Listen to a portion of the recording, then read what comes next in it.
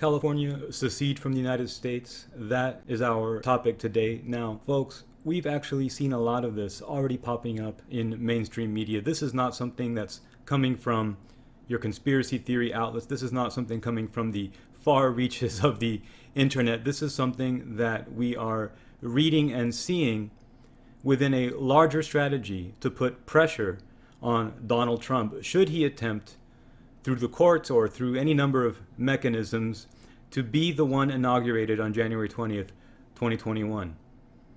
Will California secede from the United States? That is our subject today on Resistance Hour. Thanks for joining us.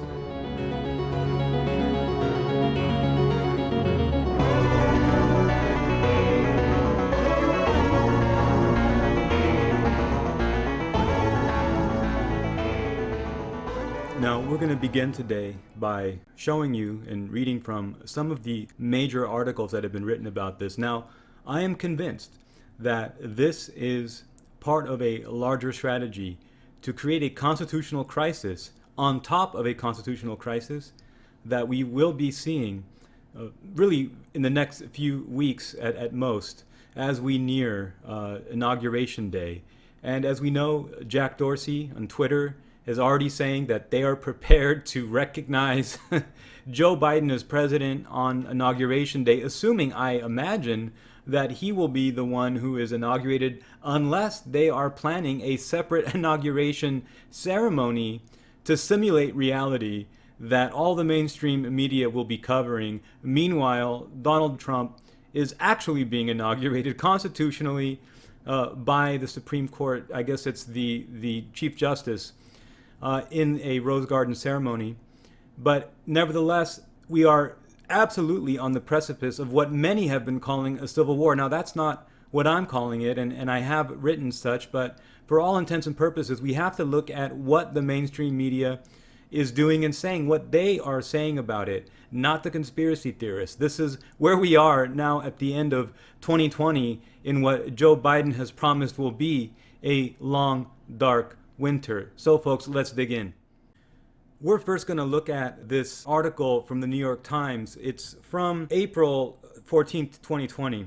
On Monday, Gavin Newsom, in a joint statement with Governor Kate Brown of Oregon, now that's going to figure in quite significantly here, and Jay Inslee of Washington, this is going to be huge, announced that the three states were working together on a plan to ease sheltering orders and reopen the economy. Mr. Newsom said he would have more details today. The news came the same day that a group of northeastern state governors announced a similar effort, nation state or not. This is the New York Times from April 14th, keep in mind here. In recent weeks, Mr. Newsom's daily news briefings have helped Californians and the world become better acquainted with his preferred vocabulary. That's an interesting way of putting it, to say the least. California, the nation's largest state, will, he has assured, meet this moment. Mr. Newsom has vowed that his administration will marshal quote-unquote resources in quote-unquote real time. But none of the governor's linguistic tics have generated as much debate as his repeated use of the term nation-state. There it is, folks, nation-state. On March 15th, for instance, he described California as such in explaining the challenges of developing a plan for school closures that address the huge range of districts.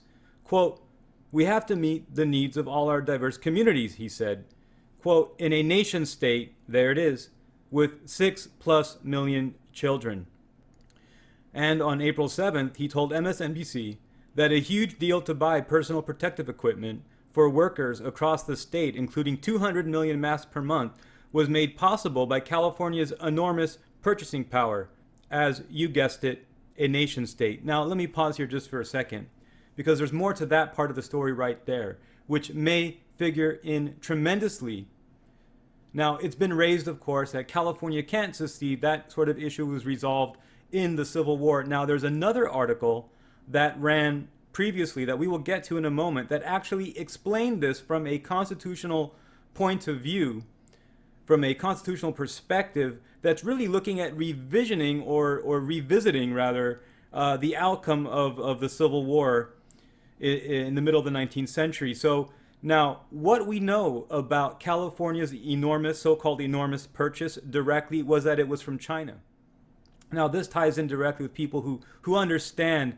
Now, I'm from California personally, and some of you may know that I have followed California politics intimately as a Californian all my life. So this is something I know a little bit about.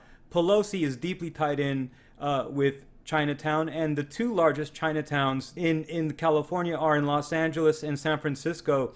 And contrary to a lot of the sort of conservative blogosphere or the sort of Bannon thing talking about the Chinese diaspora, most of the Chinese diaspora are pragmatists. They're not part of the Falun Gong cult. They're not anti CCCP. They are not against the Chinese Communist Party per se. They're not for it. They're just business people. They're pragmatic. They're immigrants, but they have, and here's the key part, they have close ties to China. There's really no debate also that great numbers of the Chinatowns and also the rest of the diaspora in California are connected to Chinese banking institutions controlled either by the Communist Party or by the PLA. They have a dual system in that sense, which actually act as something of two powerful bureaucracies that check on each other, kind of like Democrats and Republicans. And that's another subject, because I happen to know a few things about how China actually functions, which cuts a little bit against the grain for probably most of you who are interested in this question of California seceding from the United States. And as we have alluded to, and as we are actually going to be looking at, perhaps if not in this installment, then in a following one, is the role that Oregon and Washington will be playing in joining California as it succeeds. Now, a lot of you will remember in the aftermath of the unjust killing, perhaps the murder of George Floyd, there was the Chaz Autonomous Zone. And this sort of set an interesting precedence legally, because the Chaz Autonomous Zone, in somewhat like Paris in 1968, with the situation, has actually relied upon agreements with the district attorney, at the local and state level, the city attorney, the district attorney of the state, as well as the governor, and as well as the mayor, as I may have said. And so this was a vertical agreement with these George Soros funded and financed Antifa activists who created this Chaz Autonomous Zone. And something to keep in mind here, and this is absolutely connected, I think it's obvious to you, it's absolutely connected to the question of California seceding, is that what they did is a microcosm, a sort of mini experiment about what they may be planning. Well, indeed, what they are planning. The question is whether they're going to succeed or not, but what they are planning to do with a secession movement for California with Washington and Oregon. Now, I would include that it could involve Nevada, as California by itself, by several different matrices, is either the sixth most powerful or eighth most powerful country in the world by itself. So let's keep that in mind as we talk about what, back in our article here, what Newsom talked about as being California's enormous purchasing power. Now, he says, in relation to acquiring PPE and stuff for the coronavirus, he says, it's not a cheap shot. At the end of the day, they don't have the masks at the national stockpile, Mr. Newsom said. We decided enough of the small ball. On Monday, states and governors announced alliances outside the federal government, and they are pushing back against President Trump's insistence that he, quote, has total authority over the decision to lift sheltering orders in the state. So now we have already a question about who has the authority over states, and does the president have the right to control the states in regard to whether the whole country's on lockdown or whether that's decided by the governors in each state. And I think the Constitution is pretty clear, or it wasn't a fight, or it was the wrong fight, especially for conservatives. And we'll talk about why. Whether the president has authority over state governments. Now, traditionally, the conservative point of view is in more the states' rights direction, and so that would have really undermined a lot of the support of his base, and in truth, probably a more strict reading of the Constitution leads in that direction. In fact, a very strong argument is that the federal government, including really all branches, all three branches, courts, the Congress, and the executive branch, probably have too much authority over the states. And yet, while that was historically a conservative argument, going back to the very beginning of the founding of the country, resulting in the Constitution as a compromise document, and many of you have probably looked at or read the Federalist Papers and the Anti-Federalist Papers. We know that now this is being used and being advanced as part of a somewhat liberal argument, or at least an anti-Trump argument, insofar as we're going to see challenges from California and Washington and Oregon about the extent, and I'm going to put it out this way, the extent that California and those two other states may be able to withhold significant parts of their budget. So it wouldn't be like a hard cutoff. Now, I was talking to an attorney in California about how this exactly might play out. And the question was posed, and I think most people know this, who has the real authority over the National Guard? And it is the governor of the state who acts as the commander-in-chief of the state's National Guard. So if California were to make moves and then there was going to be some sort of a police issue, we could see very easily a standoff, and I don't suspect more than that. And I really truly believe that this is actually more of a stunt that's meant to cause a constitutional crisis and not actually go all the way. But we could sort of imagine various scenarios already in which Governor Gavin Newsom, who no doubt, and I'm just going to say in my personal opinion, no doubt is a sociopath, maybe even a psychopath, looking at the way that in complete hypocrisy was recently seen dining at a prestigious or rather exclusive French restaurant with some very important, powerful friends who are big-time lobbyists in Sacramento, which is the capital of California. So now, this is going back to the New York Times article. Quote, so the repeated suggestion that California is in some way its own nation is touching nerves and prompting concerns about the future of American federalism. There we go. That's the question, the future of American federalism. But it's far from new. William Deverell, a history professor at the University of Southern California, focusing on California and the West, told me, who told the author of this New York Times piece, California, of course, has always held a unique position within the United States and hasn't been shy about it. Now, that's absolutely false. While California isn't unusual among states in that its first residents were Native Americans who were violently removed from their land by Europeans, its geography and its long history under Spanish and Mexican control have made California distinct. No, that's not true. Now the part about Native Americans and the violence and European colonialism, those are all fair points, and that is a long history, but also living history that no doubt affects a lot of the internal politics in the Southwest. But that's really the point here, is that this is about the Southwest. That's not distinct from Texas. That's not distinct from Nevada. That's not distinct from Arizona. That's not distinct really at all from all the states of the American Southwest. So why is that so unique? And they continue, I guess, to try to explain this ridiculousness. Briefly, in 1846, a group of American settlers rebelled against Mexican authorities and declared a Republic of California.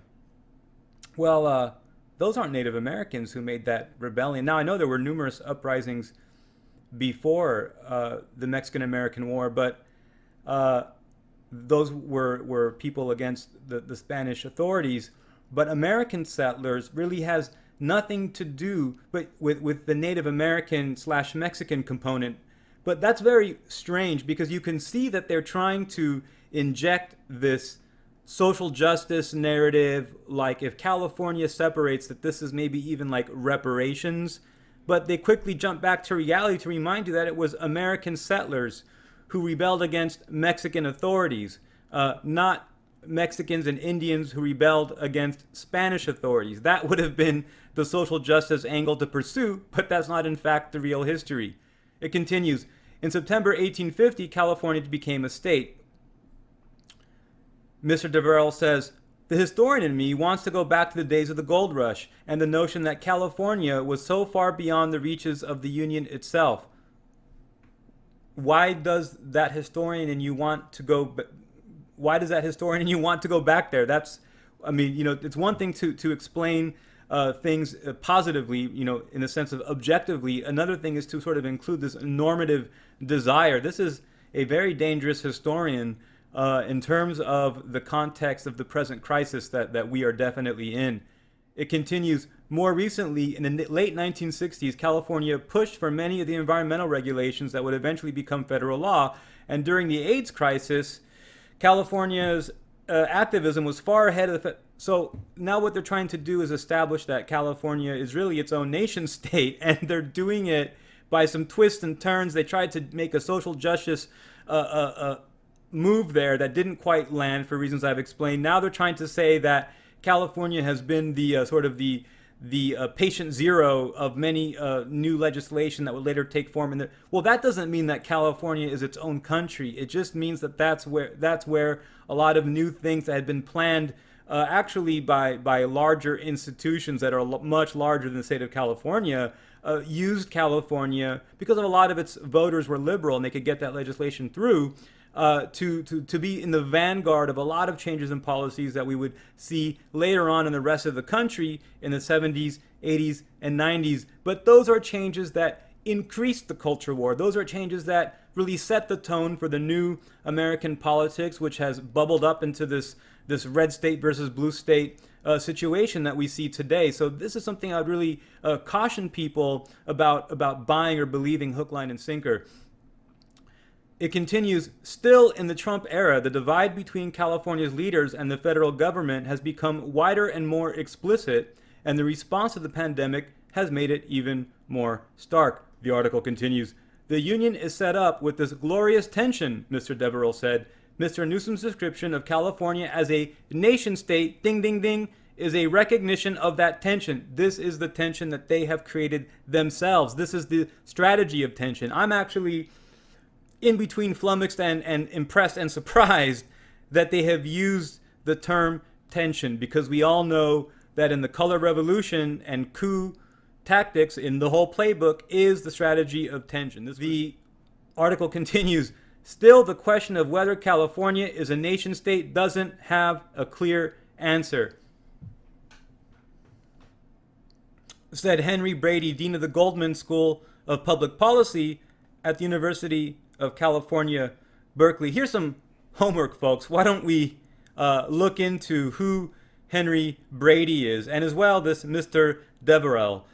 Let's look these people up. Let's do a little crowdsourced research here on this question, because these are the historical scholars.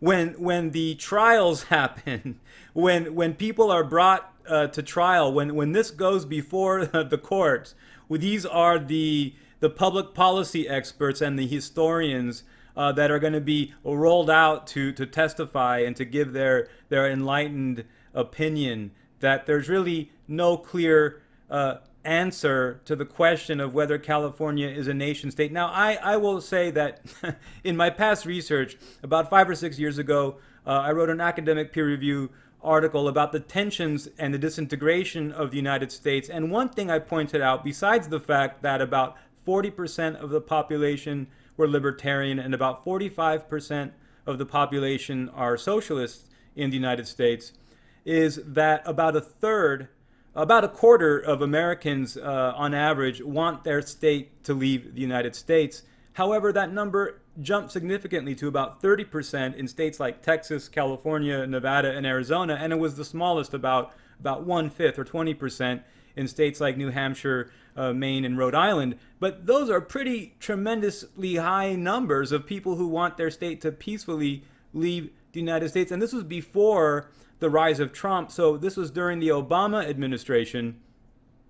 And we might assume or expect that this is somehow in reaction to that, and just because of the history of states' rights, we would probably be right to imagine that these are people that might identify as libertarians or Republicans. But what's interesting now is that this language is being flipped over into part of Trump derangement syndrome.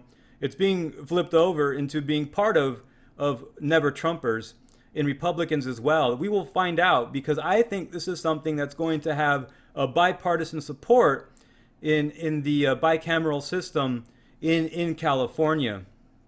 So why does Mr. Brady think that? Now we know the Westphalian system, 1648, created the nation-state system, and we know what a nation-state is. It's the foundation of sovereignty, and it is also based in some concept of peoplehood. Now, for a long time, I've been telling my conservative friends across the United States, be careful about this talk about saying, hey, kick out California, let them, cut them off, break them. That's what's going to go down, and it's not going to be pretty. So what does Mr. Brady think in this brief memo that he wrote to the author of this New York Times joke fake news article? A nation is an imagined community. No, no, a nation is not an imagined. See, if it's an imagined community, it can be reimagined. This is what the Frankfurt School is all about. It's all about blurring reality, turning up, down, turning left, right, black is white, cold is hot. It's not an imagined community. It is a legal construct. It is recognized through treaties that exist between those states. And now many people aren't crazy about the UN, but they are also countries recognized at the level of the UN, which is really an outgrowth of what the law of the sea. And you can't really have a law of the sea between parts of the same country. Law of the sea, which is the foundation for international law, which led to the League of Nations and then the United Nations, is that you are having deals with other states as a sovereign state.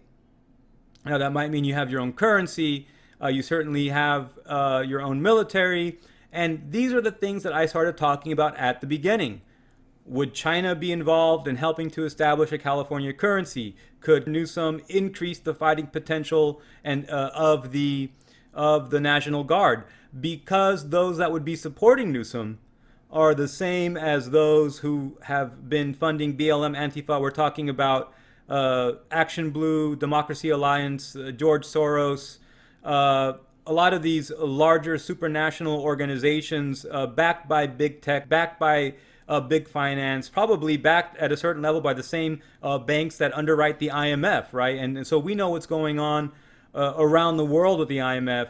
And so this is really a globalist banker move. So don't think for a minute that this is based upon the savvy or the skill set or the ambition of Governor Newsom. This isn't something that really stops with him. He's not in control of that. That's, I think, the most important thing to understand with this.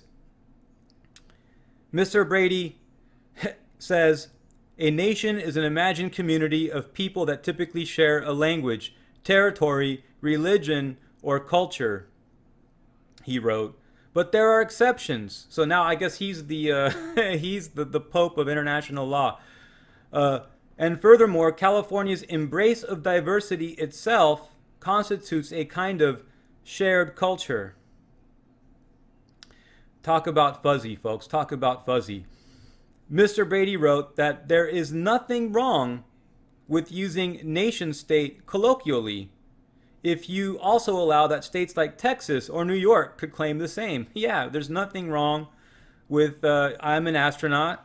There's nothing wrong with we're on planet Mars, colloquially. But the way that colloquial language works is that it begins to inject itself in the common parlance. That's what colloquial means. And the words that we use begin to sort of define how we think of things. Now those are the imagined constructs, how we think about things.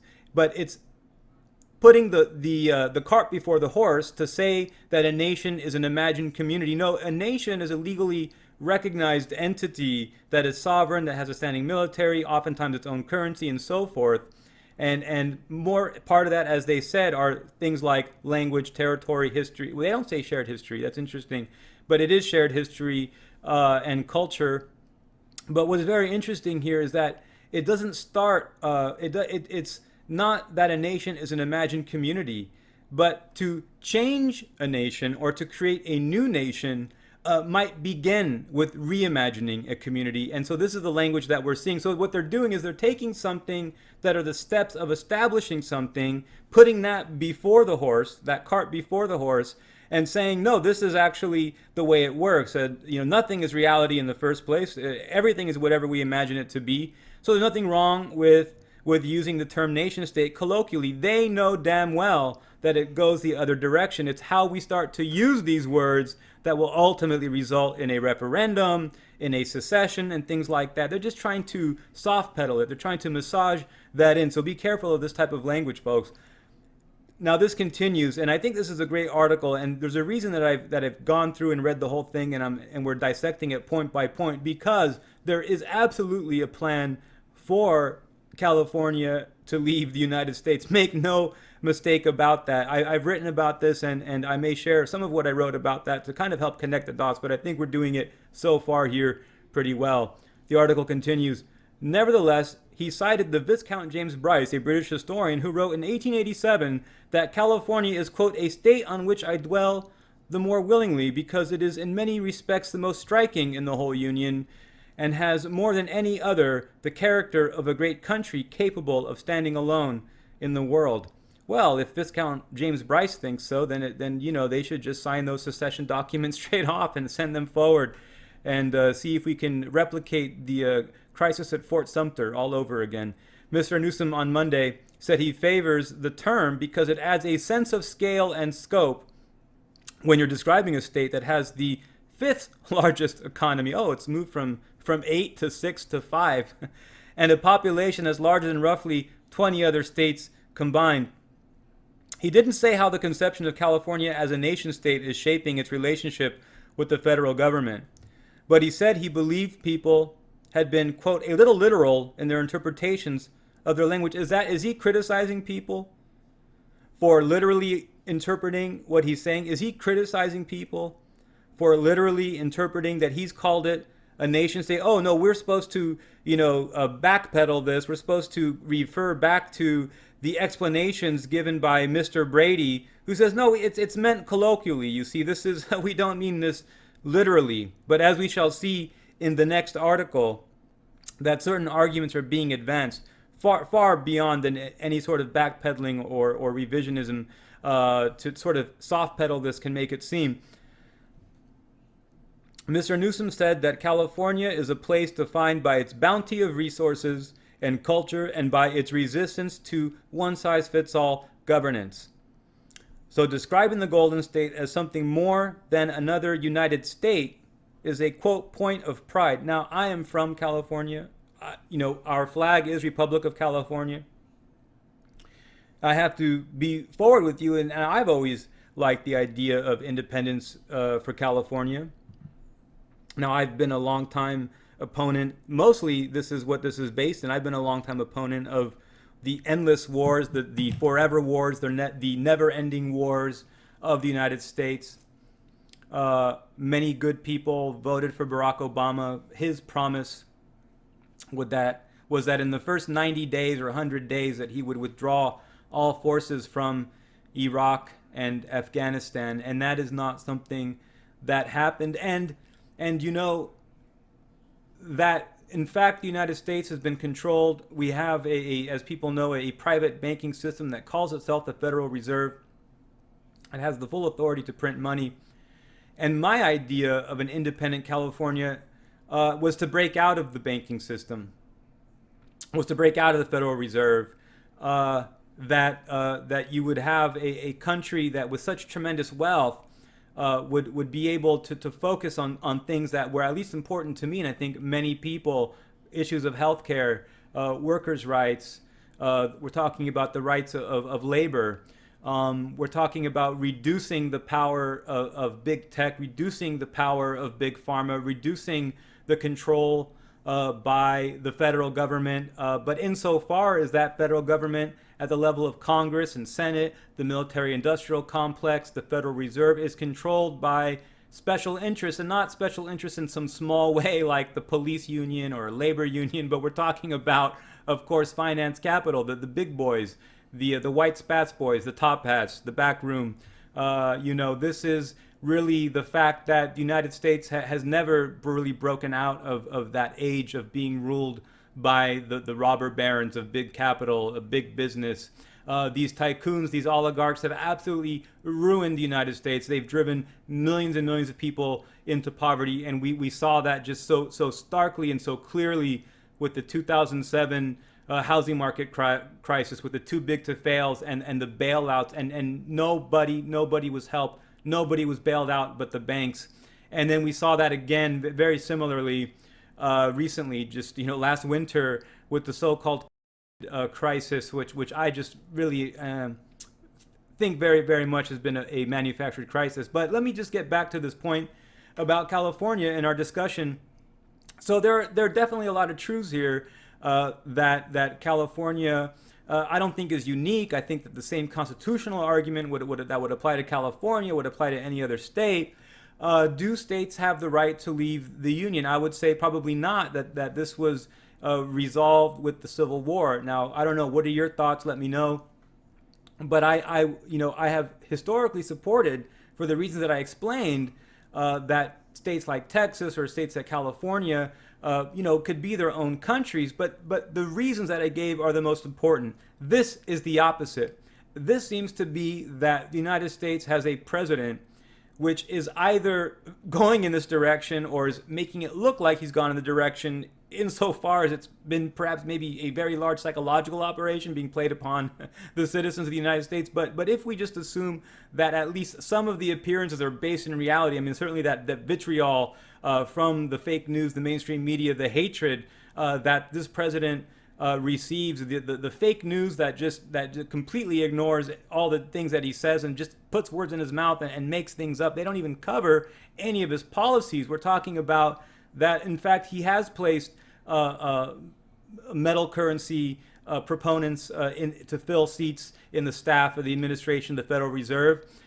He has there hasn't been any new wars that have started under Trump's administration. These are things that, I think are just the honest, these are objective truths. I mean, one can support that or say, but these other bad things are true, or that he's made this deal or made that deal. But, these are big, important truths. And myself as a Californian, it really, really changes the discourse, because now we actually have with Gavin Newsom, and of course we know this is going to be backed by Feinstein, this is going to be backed by Pelosi. Pelosi is actually Newsom's aunt by marriage, and their tight relationship with the Chinese, which I explained, are important in cities like Los Angeles and San Francisco. I think that they've really flipped this around, and I don't think that there is a constitutional way to resolve this, because at the end of the day, might makes right, and it's going to be the balance of forces on the ground and the extent to which the Trump administration knows this is coming that's going to stop California from seceding. But how I see this sort of breaking down will be the subject that we will talk about in the next hour in our next installment. But what I wanted to do was actually give some more proof, and I will do some less interjecting so we can just hear more clearly the words of the author talking about the California secession, because this is an article from Bloomberg a week before, April 9th.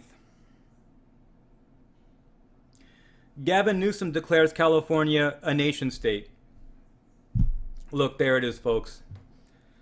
The state is at odds with the federal government over coronavirus plans and much else. So just what happens when Donald Trump is inaugurated on January 20th, 2021? What's going to happen? Is CNN going to be there? Is NBC going to be there? Or should we expect an alternate ceremony, perhaps in front of the Lincoln Memorial or the Washington Memorial in Washington, that will look presidential? Should we be looking for and expecting a fake presidential inauguration. This article, really a joke, but this is Bloomberg, and we know Bloomberg pledged $1 billion to the election of Joe Biden. California this week declared its independence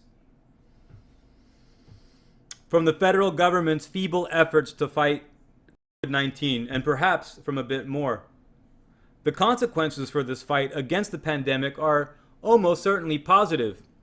The implications of the brewing civil war between Trumpism and America's budding 21st century majority, embodied by California's multiracial liberal electorate, are less clear. Speaking on MSNBC, Governor Gavin Newsom said that he would use the bulk purchasing power of California as a nation state to acquire the hospital supplies that the federal government has failed to provide. Why don't they say that this was from China? Why don't they talk about the relationship? Why don't they even say what currency this was purchased in? Why don't they talk about the plans to make a dual currency system in California with one tied to the yuan? Why don't they talk about that? As a nation state, to acquire the hospital supplies that the federal government failed to provide. If it all goes according to plan, Newsom said, California might even export some of those supplies to states in need. Nation state. Export. Newsom is accomplishing a few things here with what can only be a deliberate lack of subtlety. First and foremost, so it's not a colloquialism anymore. Okay, this is a different article. It was 5 days before. I guess there was some pushback on this one, folks, is what we saw. And then they had to bring out the postmodern deconstructionalist Frankfurt School theorist and give a spiel about everything's an illusion and is a notional social construct. First and foremost, he is trying to relieve the shortage of personal protective equipment. PPEs were never in shortage in the United States. That's a fact. We continue. A crisis the White House has proved incapable of remedying. Details are a little fuzzy, but Newsom, according to news reports, has organized multiple suppliers from China, they don't say that, to deliver roughly 200 million masks monthly. Second, Newsom is kicking sand in the face of President Donald Trump after Newsom's previous flattery, the coin of the White House realm, failed to produce results. If Trump can't manage to deliver supplies, there's no point in Newsom continuing the charade. Third, and this may be the most enduring effect, Newsom is sending a powerful message to both political parties. So far, the Republican Party's war on democratic values, institutions, and laws has been a largely one-sided affair, with the GOP assaulting and the Democratic Party defending. The lethal ruling this week by the U.S. Supreme Court Republican bloc, this use of language, there are no Republicans or Democrats on the Supreme Court. Anyone who's been following, this is just gaslighting. This is just accusing your victim of the thing that you're guilty of. This is complete inversion, folks. This is complete gaslighting. This is just fake news. This is Bloomberg. Welcome to 2020. The lethal ruling this week by the U.S. Supreme Court's Republican bloc, which required Wisconsin residents to vote in person during a pandemic that shut down polling stations, is a preview of the fall campaign. Yeah, it's a preview of why they had to bring in Dominion to flip the votes.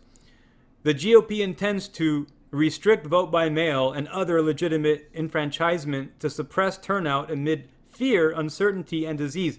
Now, former President Jimmy Carter and former Secretary of State James Baker were both clear that mailed out ballots en masse are highly, highly susceptible to electoral fraud and voter fraud. Those are two different things.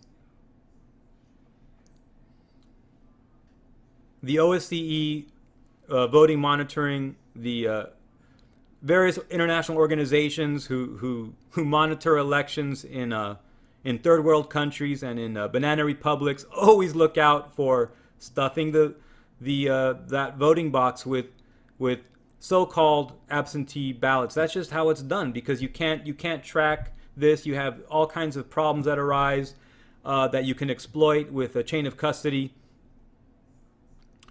The GOP intends to restrict vote by mail and other legitimate enfranchisement to suppress what a flip of the language. You know what actually, and I know this is something you guys already know, and but I just have to say it. What suppresses enfranchisement is drowning out legitimate votes with fake votes. I'm not talking about even harvesting or convincing people how to vote at old folks' homes, but we're talking about printing ballots and having 100 people whose job it is to mark 100,000 ballots by hand.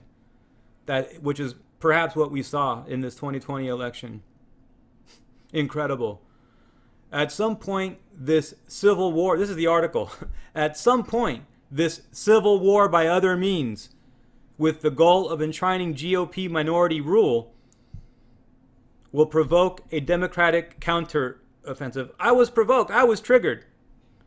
Newsom, leader of the nation's largest state, is accelerating that response. See how they flip things around? It was a response. It was a counter. This is an offensive. This is not accelerating a response. This is a fast offensive first strike. Is perhaps accelerating that response, shaking Democrats out of denial and putting Republicans on notice. California, an economic behemoth whose taxpayers account perhaps for 15% of individual contributions to the U.S. Treasury, is now toning up at Muscle Beach. What that means, of course, is left to the imagination. Oh, is it really left to the imagination? Or have you set up this whole article talking about it may not be so colloquial, it may be a civil war by other means. Only at this point is it by other means. But, they'll leave that to our imagination. Newsom, a former lieutenant governor who won the top job in 2018, has used the nation-state phrase before. It's a very odd thing to say. California, like its 49 smaller siblings, qualifies only as the second half. But I guess they mean state and not nation-state. Senator Scott Wiener, a leader in California's cumbersome efforts to produce more housing, said soon after Newsom took office in 2019 that reorienting the state's relationship to Washington is a necessity, reorienting, and that this is a necessity and not a choice.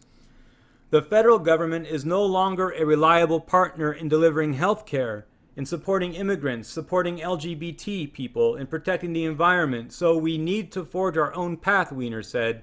We can do everything in our power to protect our state, but we need a reliable federal partner, and right now, they mean with Trump, we don't have that. The statement appears prescient in light of the Trump administration's failure to protect against the pandemic. That's going to be what they use too.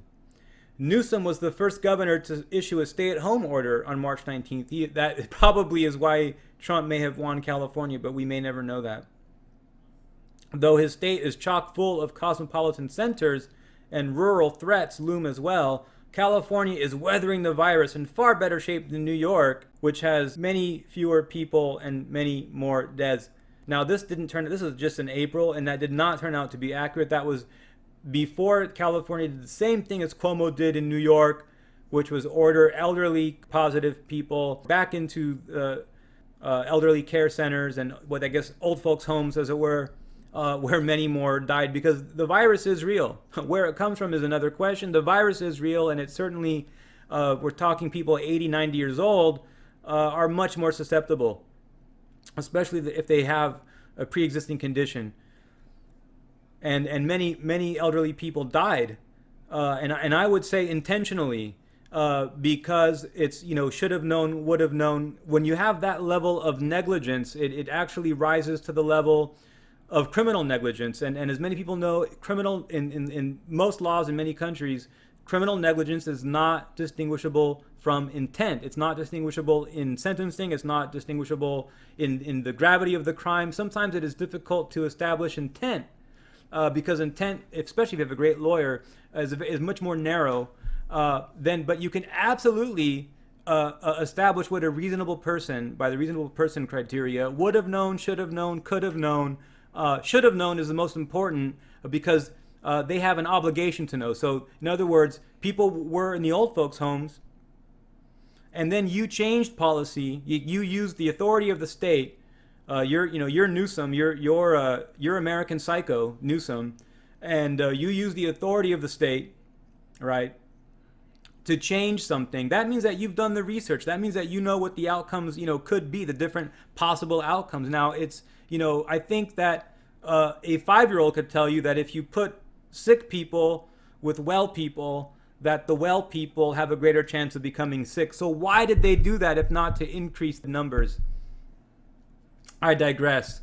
So this one goes on to say, federalism has always had rough spots. These are now the liberals saying this. But conflict is rising and resolutions are not. California is a sanctuary state while the Trump administration is fond of immigration dragnets. Marijuana is grown, marketed, and used in abundance in the state while the White House conjures more restrictions. The Trump administration endorses extreme gun rights. California has other ideas. Every state in the United States, because of federalism, can have laws that are at odds with the federal government. And there are, of course, restrictions to the extent of that. And there can be federal laws that are supersede state laws. But where it is not explicated, or where there is room, the state law is the law of the land. And that is how the United States functions, people. That is not a problem which we then leap to the conclusion that California secedes. That is just how the United States function. Every state has its own rules and law. Everybody knows this. Now they're making that like a point of tension. That's their strategy of tension. There's no tension in reality. They are hyperventilating this into existence. The Trump administration endorses extreme gun rights. You mean that they oppose extreme gun restrictions. California has other ideas. Yeah, and look at the crime in California. Most of all, Trump's failure to act or even take responsibility for acting in the face of pandemic has required California, like other states, to look out for itself. Well, yeah, they did it to us, folks. We had no choice. We were just proactively responding to the crisis that they created. It continues. One conflict, however, encompasses all others and could galvanize Californians into new ways of thinking about their state and its relationship to Washington, D.C. The GOP war on democracy. These are by the people who are literally in stage 3 of a 4-part plot coup to overthrow the president. They're the victim. They're the ones who are responding to a GOP war on it's not even a GOP. It's like Trump against the GOP as well. I mean, look at what happened in Georgia. Look at people like Lindsey Graham. I mean, we could go on, but let's not. The GOP war on democracy is inspired by a drive for racial and cultural supremacy that jeopardizes the democratic aspirations and human rights of California's multiracial citizenry. From Fort Sumter to Little Rock to Montgomery, the blueprint for states opposing federal control has a recurring theme, but there is no reason that states can't adopt a racist playbook for other ends. If California and other 21st century polities withhold revenue or otherwise distance themselves from Washington's control, legal and political battles will escalate. Republicans will have a legitimate constitutional argument, but it will be a morally tainted and politically illegitimate one so long as they continue to subvert majority rule. You can see where that's going, folks. They're going to say subvert majority rule, subvert the popular vote, that the stacked court that Trump stacked by following his obligation to the tens and tens of millions of Americans who voted for him when he won the election in 2016 by seeing to his obligation. Rights are just the flip side of obligations, of responsibilities. Trump has, and I'm not even saying that, you have to be a Trump guy. I'm certainly not a Trump guy to understand the gravity of this, to understand the logic of this. He has an obligation to fill those seats when they're empty. It's not a right. And the Trump administration was saying right, and I was just saying, hey, these guys don't understand their own talking points. They say, he should have said, this is not my right. I have the right, but I don't exercise it at whim because it is a right, but because it's an obligation. I mean, lots of people I disagree with in the United States mobilized. They won that election. It was probably rigged in 2016. I think that a lot of the people, I did not support Hillary Clinton for the record in that election. I sat that one out. But I knew that Trump was going to win. And I will say I was optimistic about the prospect of ending the forever wars. And that's not something that Hillary Clinton talked about. I was optimistic about reforming the Federal Reserve. I knew there would never be an audit, but I was optimistic about reforming the Federal Reserve. I was optimistic about quite a few things that were on Trump's agenda, and other things I thought were fluff or irrelevant or, just sort of dog whistles to maintain some support from more traditionally conservative politics that have dominated parts of the U.S. for many decades. I don't agree with those politics, but I understood what Trump was trying to do if it was not all smoke and mirrors. And 4 years later, I have to admit that many of the promises he made became promises kept. And I am convinced now that Trump got more votes in both the popular vote and is going to, and won by any other measure, the fight for the real battle for the Electoral College. I'm convinced that Trump may have hit 400 Electoral College votes, and we'll see what happens on December 14th, about 3 weeks from now, here in the third week of November. Now, so what's interesting here with this Bloomberg article, as I told you it would be, that is far more revealing than the last one. The last one used the postmodern theory of notional reality, of imaginary constructs. This one actually says we're going to use the arguments from the Civil War. We're going to use the arguments from the Civil War. But we're going to use this racist playbook, they say, quote unquote, against racists. There it is again. When you run out of arguments, racism. And this is really what they're saying now, if you listen. The experience of states battling COVID-19 while the White House devotes its energy to winning the news cycle may be instructive. What is the difference conceptually between a state deploying its power to protect its population's health and a state using its power to protect a population's democratic rights? See, we should secede from the United States to protect our citizens. Your population's rights. Do populations have rights? I suppose they do in the United States. Everyone inside the United States has the rights of the Constitution, but that is the Constitution of the United States. So if you have a obligation to protect your population from the Constitution, then what are you actually proposing? And here it goes, folks. I kid you not. This is on Bloomberg. John C. Calhoun, who used the theory of states' rights to defend the institution of slavery, is not generally a philosophical lodestar for liberal Democrats such as Newsom. But if Republicans or foreign friends, now they bring in the Russia collusion, succeed in sabotaging democracy in November, Calhoun's theory of nullification, which posited that states have the power to defy federal law, could be ripe for a comeback on the left coast.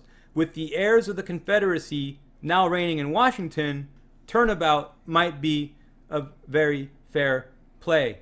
There it is. That was...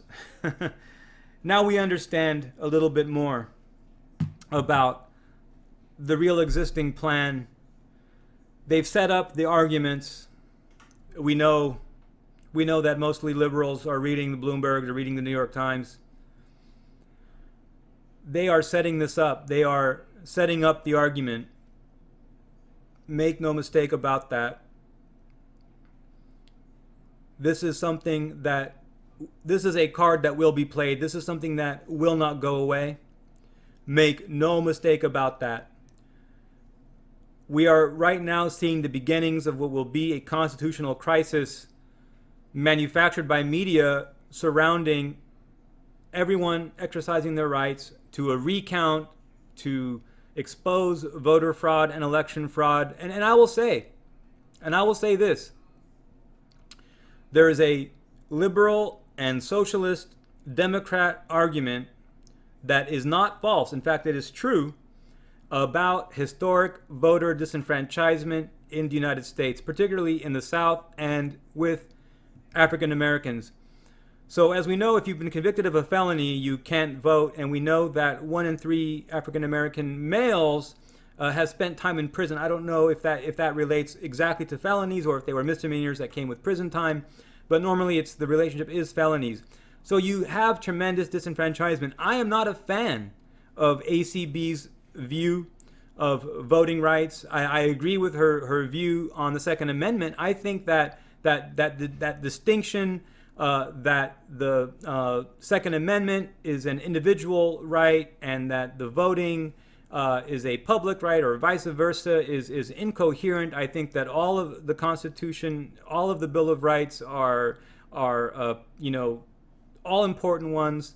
Voting now, of course, because it does say that prisoners and people like that can be disenfranchised from voting, that was the foundation of that. But I think that that's a very big problem and can be resolved with another amendment that negates that one. So you also have a problem in many rural areas, especially in the Deep South, where districting is done so that areas that might be contiguously majority black and be able to elect blacks to Congress and would be able to control their local district and control their local policies. You have like rural areas that should be their own county, but they are divided and created both as counties connected to majority white counties in the Deep South, and also the representative districts sometimes follow along those same strange county line divisions. So you have sheriff elections, and you end up with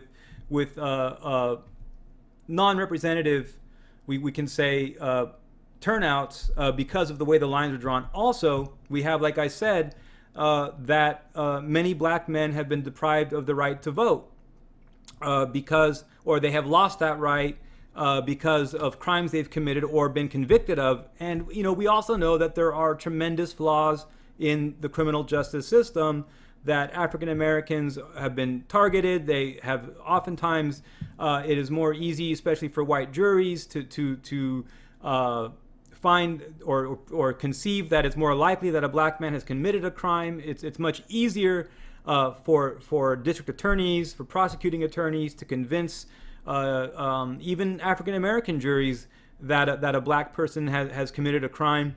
And largely and oftentimes these juries are white, or mostly white, or all white. And this is just a fact of the situation in the United States.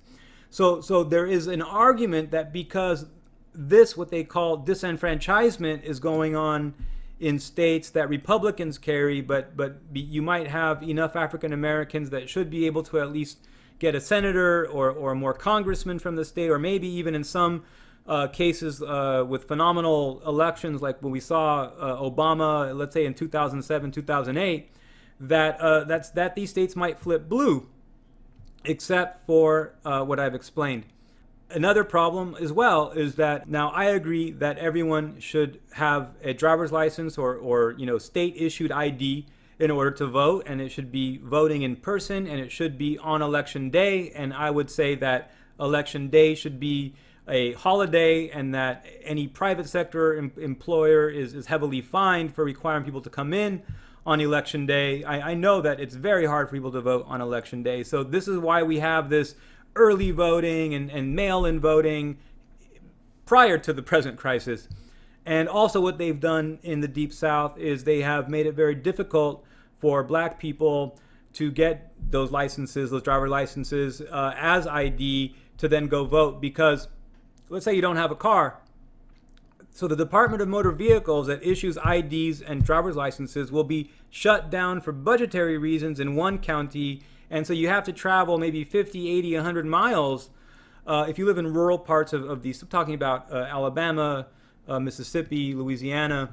You might have to travel 100 miles to get to a DMV to get a state ID. And if you're not getting a driver's license because you don't drive, how are you going to get there? It's not like there's big busing systems or train systems in most of the United States. It's really a woefully lacking a lot of this kind of infrastructure that countries that are rising and gaining power in the world all have these things. The United States, through the way that it's done its corrupt system of public co-private synergy, subsidy, has worked just like the corrupt military-industrial complex. It has not built critical roads and infrastructure in the United States, and this has directly been a part of voter disenfranchisement of African Americans in the Deep South. Now, that all said, that doesn't mean that black people would have voted for these lying, crooked Democrats, because another reason that black people don't turn out to vote is because they have nothing to vote for. They have been on a Democrat plantation. The Democrat Party changed its theory of power. The Democrat Party. So how did black people get to be Democrats? It's not like they were Republicans one day and Democrats the next. Now, we know that the first elected representatives during Reconstruction, after the Civil War, I am a supporter of radical Reconstruction at that time. We know that they ran as Republicans, the party of Lincoln. But after the end of the reversal of this period and the rise of Jim Crow, the strengthening of the KKK, that was the Democrat Party that established the KKK. Many of the holdout Democrat Party cells in the Deep South were extensions of or creators of the KKK. So, because when enfranchisement came to African Americans, they continued that concept of the 3/5 clause, that slaves would be counted as 3/5 of a man with respect to congressional representation. They carried forward that bit in their rationale through using terrorism, cross burnings, lynchings, threats of death to force black people to join the Democrat Party. They forced them at gunpoint.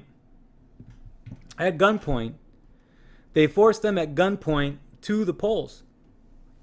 At gunpoint to the polls to vote Democrat. So what happened over time is that once the federal government got involved in rooting out the KKK, what you were left with in the Deep South is a lot of black folks who were Democrats. And that's where and then they began to really sort of begin to take hold of the party, at least at the local level, and try to begin this very slow path of reform and change. It never succeeded, but there was different times that there were glimmers and hopes of the possibility that this party that they had been forced to join by the KKK, now that the KKK has been banned, now that we saw Mississippi burning, now that the federal authorities have gone in and broken it up, now you have a Democrat Party in the South sort of empowered or empowering African Americans. But that was more a mythology than something that was ever realized as a fact. And so now this is, I'm talking about, so you understand what BLM, what Antifa was motivated by when they stole this election from Donald Trump. That's very important. There are two sides to every story, and I just gave you the other side because you see them sitting there counting those ballots, and they're like stuffing blank ones, they're reinserting the same ones. This is all caught on video. They're filling them out. They're there. They're wearing their BLM shirts as election count tabulators. They're wearing their Joe Biden masks. What were they thinking? Why would they want to subvert the democracy? Why would they throw this election? I mean, we understand Trump derangement syndrome, but really? But now you understand it really is based in a somewhat deep, somewhat nuanced, very deep, I should say, somewhat nuanced, very deep understanding of historical grievances and what you might call institutional racism in that regard. In that regard, it's more narrow than what much of the left might propose it as, but it does exist in that regard. So now they are saying, the rule is broken, the law is broken, there isn't justice, and so we have to do this by any means necessary. Now, here's the funny twist part. Most black people don't believe in that. In terms of that Joe Biden or Kamala Harris or the Democrat Party has anything to offer. Now, they live and experience racism all the time and others don't. It's a matter of impression. Sometimes when you're told that something is racist or somebody did something because it's racism and not for other reasons like other reasons, class reasons, personality reasons, attitude reasons, random reasons, economic reasons. But, once that seed is planted that you were told this, denied that, or bothered for this by police because you're black, then you start to see it through that lens. Then it becomes your lived truth. Very hard to convince people otherwise. And that's their narrative. And it's a very powerful one.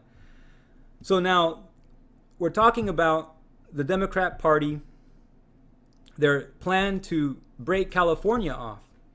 They're going to use this argument that when the Supreme Court or the recounts or the Dominion scandal or some combination of the above is what leads to Donald Trump being inaugurated on January 20th, 2021, that this election was stolen. Not just stolen. They know that the Supreme Court's arguments are law. They know that it's not really stolen. But from hyperbole, from this narrative of the moral racial history of the United States, they aren't without their points. And that is really the thing that was never resolved in the United States. And now we're going to see California, Washington, Oregon. Are they going to secede? Well, folks, we saw in the article, and I thought about this. Also, it occurred to me on my own that you roll things out in stages. And I don't think they're going to be able to really secede. But they're going to present it that they're really, it's like, it's a hard bargain. They're not going to crumble. They're going to make it look like they are really going to drive that forward. And it'll be in stages. They're going to have the commander of the National Guard of the state of California, he's going to receive in his bank account in Cyprus or Switzerland or Malta, he's going to get a $150 million or $200 million little pat on the back from George Soros or Bloomberg. And he's going to say, I stand with President Newsom, Governor Newsom. And what they're going to do is they're going to withhold California's budget that they give to the United States. And that's 15% of the entire federal budget. And I know people might be thinking, well, that's just 15%. No. 10% is enough to control a lot of things. Bill Gates, his so-called philanthropy to the World Health Organization only amounted to 10% of their budget. And yet with that 10%, along with a lot of millions of dollars into people's pockets individually, but that 10% was able to change policy.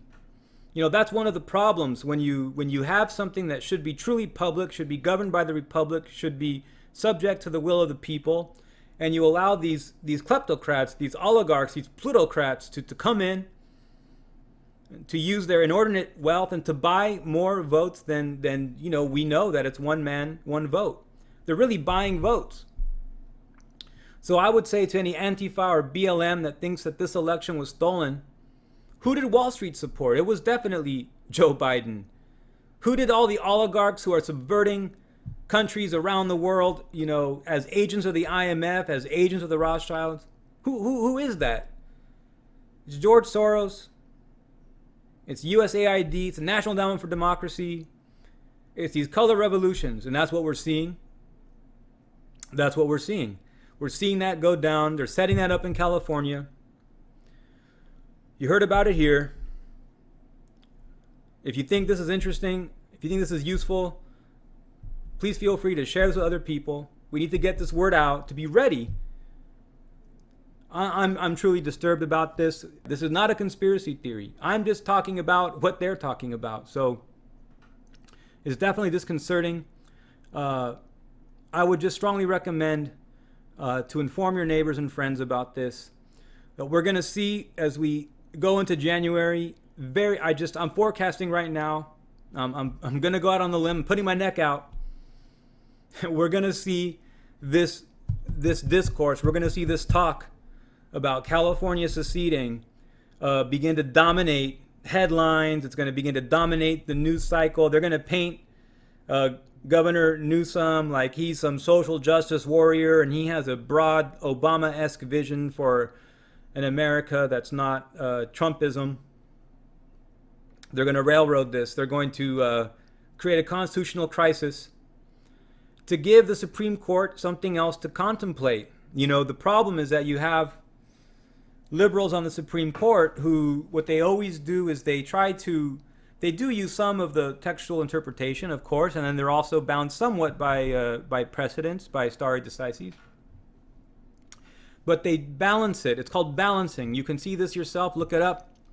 They balance it with real existing issues. So if there are big crises, if they are convinced or can pretend to be convinced or are really convinced that ruling strictly by the law would cause a social backlash, then they will balance that concern.